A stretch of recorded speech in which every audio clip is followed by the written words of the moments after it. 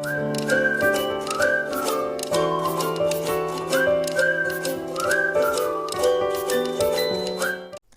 friends, welcome to my YouTube channel Marker Point. In today's video we will discuss Thomson's model of an atom. Okay, so जैसा कि आपने chapter number 3 में पढ़ा है Dalton's atomic theory. ठीक है, अब डाल्टन ने क्या बोला था, पहला ही पॉस्टुलेट क्या था, that atom is the smallest unit of the matter. Okay, and it is indivisible, कि एटम जो है वो सबसे छोटा है और हम उसको फर्दर भी सब डिवाइड नहीं कर सकते. ओके, पर फिर क्या हुआ, धीरे धीरे जैसे एडवांसमेंट हुई साइंस में, तो डिस्कवरी हो गई इलेक्ट्रॉन की. ठीक है, किस किस की डिस्कवरी हो गई, इलेक्ट्रॉन की. इलेक्ट्रॉन की डिस्कवरी करी जे थॉमसन ने. ओके, एंड फिर साथ में प्रोटॉन भी डिस्कवर हो गया. प्रोटॉन की डिस्कवरी किसने करी, गोल्डस्टीन. ओके, सो ये दोनों सब एटॉमिक पार्टिकल्स जब डिस्कवर हो गए तो मतलब क्या हुआ कि ये तो एटम के अंदर है, तो मतलब एटम क्या हो गया, हमारा डिविजिबल नेचर का हो गया.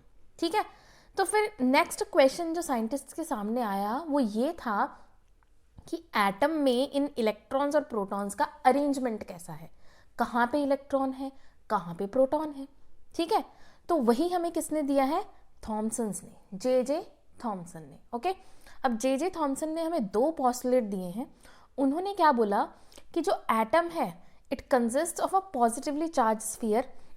एक स्फीयर है जो कि कैसा है, पॉजिटिवली चार्ज्ड. ठीक है, and electrons are embedded in it, और जो इलेक्ट्रॉन्स हैं वो क्या है, इसमें एम्बेडेड है. ये डॉट्स मान लीजिए क्या है, आपकी इलेक्ट्रॉन्स हैं. ओके, मतलब क्या हुआ, ये जो आपका पॉजिटिवली चार्ज स्फीयर है ये रिप्रेजेंट कर रहा है प्रोटॉन्स को. ओके, और ये जो डॉट्स लगाई हमने ये किसको रिप्रेजेंट कर रही हैं, ये रिप्रेजेंट कर रही हैं इलेक्ट्रॉन्स को. ठीक है, तो अगर हमें इसको समझना हो तो थॉमसन ने इसकी कंपैरिजन करी है प्लम की पुडिंग से. ठीक है, किसके साथ कंपैरिजन किया है इसको, प्लम पुडिंग के साथ, इसीलिए इसको प्लम पुडिंग मॉडल भी बोलते हैं. ठीक है, अब प्लम की पुडिंग तो ज़्यादातर फॉरेन में ही बनती है. हमारे यहाँ अब जैसे मान लो हलवा होता है, हलवे में किशमिश. ठीक है, तो जितना भी आपका हलवे वाला पोर्शन है वो आपका क्या हो गया, प्रोटॉन्स, मतलब वो पॉजिटिवली चार्ज स्फीयर.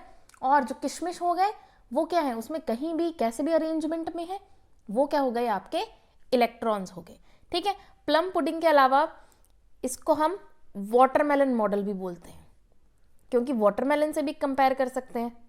ठीक है, दीज आर जस्ट एग्जाम्पल्स कि आप किस किस चीज़ से कंपेयर कर सकते हो. जैसे वाटरमेलन में भी होता है, अगर आप उसको हाफ से काट लो फिर उसको देखो तो उसमें जितना भी आपको रेड वाला पोर्शन दिखेगा वो सारा क्या है, आपका पॉजिटिवली चार्ज स्फीयर है.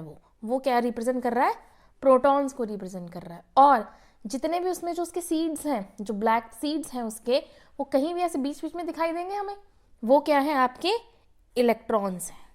क्लियर, तो एटम के अंदर क्या हो गए, प्रोटॉन्स. प्रोटॉन्स हमारा जो पूरा रेड वाला कंटेंट है वाटरमेलन का, और इलेक्ट्रॉन्स कौन हो गए, जो आपके जो छोटे छोटे बीज होते हैं, सीड्स होते हैं.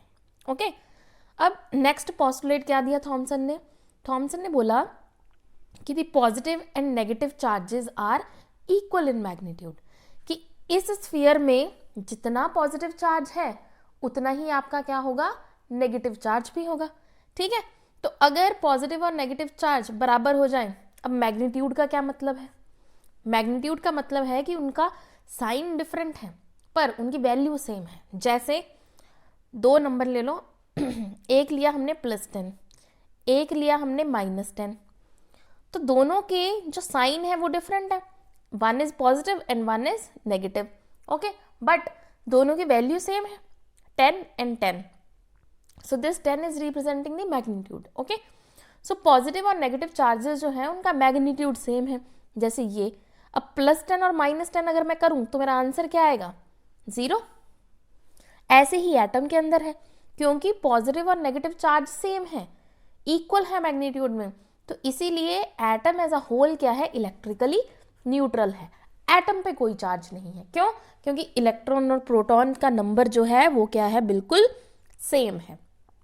ठीक है, तो इस मॉडल ने हमें सिर्फ और सिर्फ बताया कि इलेक्ट्रॉन और प्रोटॉन कैसे अरेंज्ड हैं. ठीक है, हालांकि सिर्फ इससे डाल्टन का जो पोस्टुलेट था कि एटम जो इंडिविजिबल है, सिर्फ वही रॉन्ग प्रूव हुआ।